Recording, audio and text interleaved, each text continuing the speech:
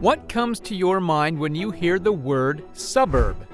Some may call it the ideal living area. Others may refer to it as a good place to escape the crowds in the city. However, beneath these facades, there is a hidden truth about the suburbs. Suburbs are not that luxurious.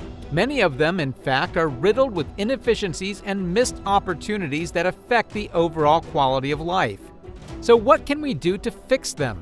And what will happen when they are fixed? Will people move out of the city and live in the suburbs? Well, stick around to find out. Suburbs have been in existence for the longest time, even before some of the biggest cities. I mean, it's the epitome of the American dream, working a 9-to-5 job in the city while living in the suburbs. This might be the most efficient way to get rich. You save a lot on housing costs. However, this turns to a nightmare when your once big dream faces significant sustainability and design flaws. In the past, after the Industrial Revolution, suburbs were built as perfect getaways from cities. They were designed with low density and separation of uses in mind, which, on the other hand, has led to substantial inconveniences and isolation today.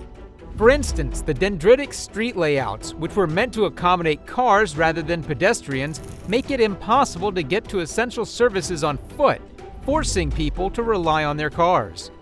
You might be wondering what the problem is with using a car. After all, who wouldn't want to use one? But here's the catch. Not everyone has access to a car. To make matters worse, in many suburbs, amenities are spread out, and the public transportation system is underdeveloped. This creates a burden, as you might not be able to afford a car, yet public transport isn't a viable option. It's pretty troublesome, right?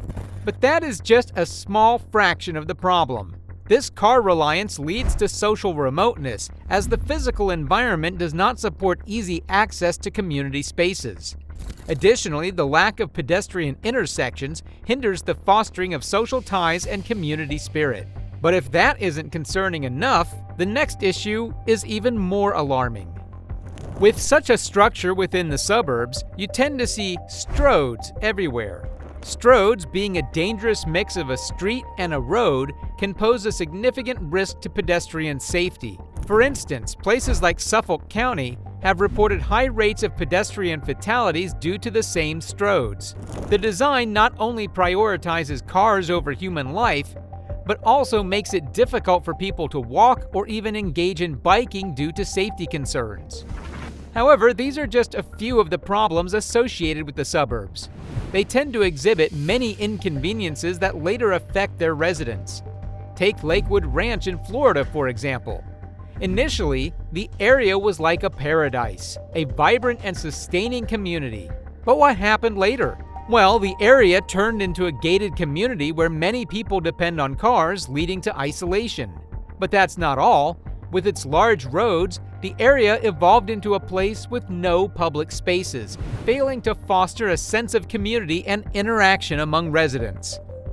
That's quite a list of problems, isn't it? But if you're intrigued by those, just wait until you hear the next one: excessive security measures. While the newly developed suburbs tend to focus on security, it seems like the constructors don't understand its essence. With gates and barriers being built everywhere, the paths intended for pedestrians are blocked, creating restrictions on movement. But that's just the beginning. The proliferation of gates and barriers also leads to inadequate design of green spaces. How does that happen, you may ask? Well, instead of creating interconnected networks of parks that encourage exploration and activity, constructors often prefer to scatter the land into small patches that serve little recreational purpose. To make things worse, when they isolate these areas, they frequently fail to engage with the actual desires of the residents. This results in unused or unwanted amenities that are present but do not serve their intended purpose. Fortunately, these problems are not impossible to solve. They simply require a little effort and unity from the residents and their government. For instance, to resolve the road safety problem, the residents should implement low-cost improvements such as better signage, pavement markings, and flashing beacons at intersections. These adjustments, though small, can significantly reduce crash risks. Plus, when you couple that with modifications at the intersections to meet at a closer 90 degrees, it will improve the visibility, further preventing severe crashes. This is useful at unsignalized intersections where right-angle collisions are prevalent. Another approach to improving existing suburbs is by creating a suburban design that prioritizes connectivity and accessibility. I mean, don't just design boring streets and paths that only serve the ones with cars. The pedestrians and cyclists also want to enjoy the vibrant environment. While having this in mind, constructors should design narrower streets that encourage cars to move at slower speeds. Additionally, they should also make trails that connect the key community areas, making it easier and safer for residents to walk or cycle rather than driving. Moreover, adopting a unified regional paratransit scheduling software can enhance mobility for all, especially the elderly and disabled in rural areas. However, this doesn't guarantee that it will foster a strong community. For a suburb to have that strong connection between its residents, it should include a mix of accessible public spaces and amenities. How does this happen, you may ask? Well, constructors should implement a mix of developments like Indigo Commons and Austin Point that significantly enhances community engagement.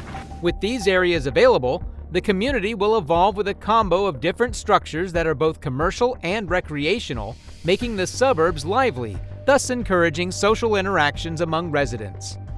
By addressing these elements, suburbs can transform into safer, more connected, and community-focused environments. This approach not only improves the quality of life for residents, but also contributes to broader environmental and social sustainability goals. These processes might seem like simple tasks, achievable within a year or two, right? Yet you might wonder why suburbs continue to face recurring problems. Well, zoning laws and regulations often create big obstacles when we try to make suburbs more sustainable and welcoming for everyone. These rules can limit the types of homes that get built and drive up prices, making it tough for lower-income families to live in neighborhoods with good resources.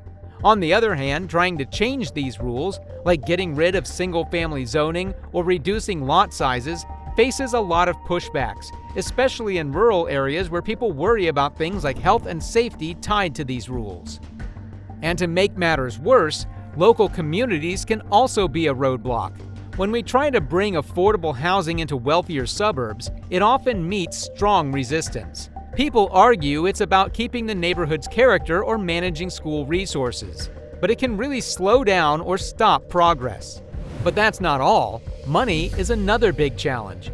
Urban land is expensive, so projects like urban farming struggle to get off the ground with strict rules about lot sizes and water use.